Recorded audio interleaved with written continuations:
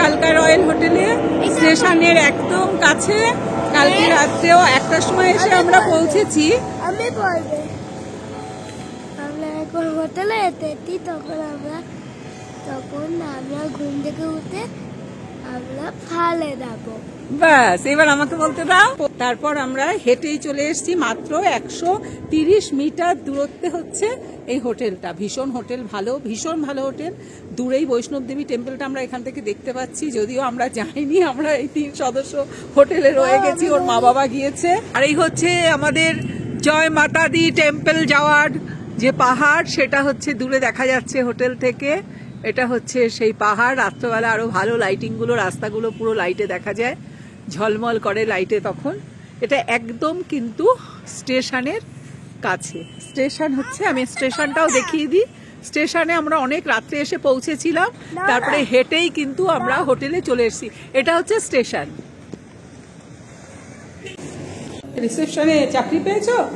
বাহ, ভালো কথা।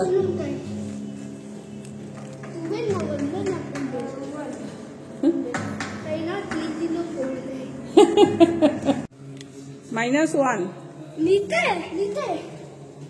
-1 নিচে, -1 -2 গ্রাউন্ড ফ্লোর। কিন্তু গ্রাউন্ড ফ্লোর হলে হবে কি, জানলা দিয়ে কিন্তু সূর্যের আলো পৌঁছে যাচ্ছে রুমে। এটা আমাদের ফ্লোর -1।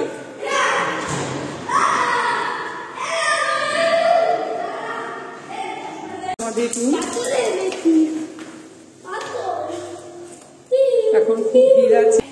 বলো।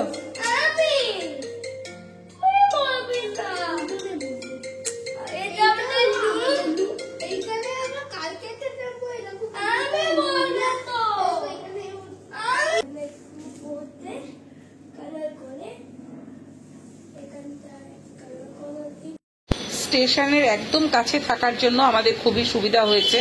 আর এখান থেকে একটা অটো বা টোটো ভাড়া করে বৈষ্ণব দেবীর যে গেট আছে, হাঁটতে যাওয়ার আগে সেই পর্যন্ত পৌঁছে যাওয়া যাচ্ছে, কোনো অসুবিধা হচ্ছে না। রুমে ছিল ইলেকট্রিক কেটলি এবং চা করার সমস্ত জিনিসপত্র, এছাড়া 1 লিটার করে জলের বোতল প্রত্যেকদিন সকালবেলা দিয়েছিল। যাই হোক, রুমটি আমার খুব ভালো লেগেছে। আমার ভিডিওটা দেখে যদি আপনাদের ভালো লাগে, অবশ্যই একটা সাবস্ক্রাইব করে দেবেন এবং লাইক করে দেবেন। এবং আরেকটা কথা বলা হয়নি, যে রুমে কিন্তু 2টো ওয়াশরুম ছিল। 4 বেডের রুম, 2টো ওয়াশরুম থাকার জন্য আমাদের বেশ সুবিধা হয়েছে। রুমটা কিন্তু যথেষ্ট ভালো। আমি এগোটা থেকে বুক করেছিলাম। আপনারা অনলাইনে থেকে যে কোনো অ্যাপ থেকে বুক করতে পারবেন, যোগাযোগ নাম্বারও আছে।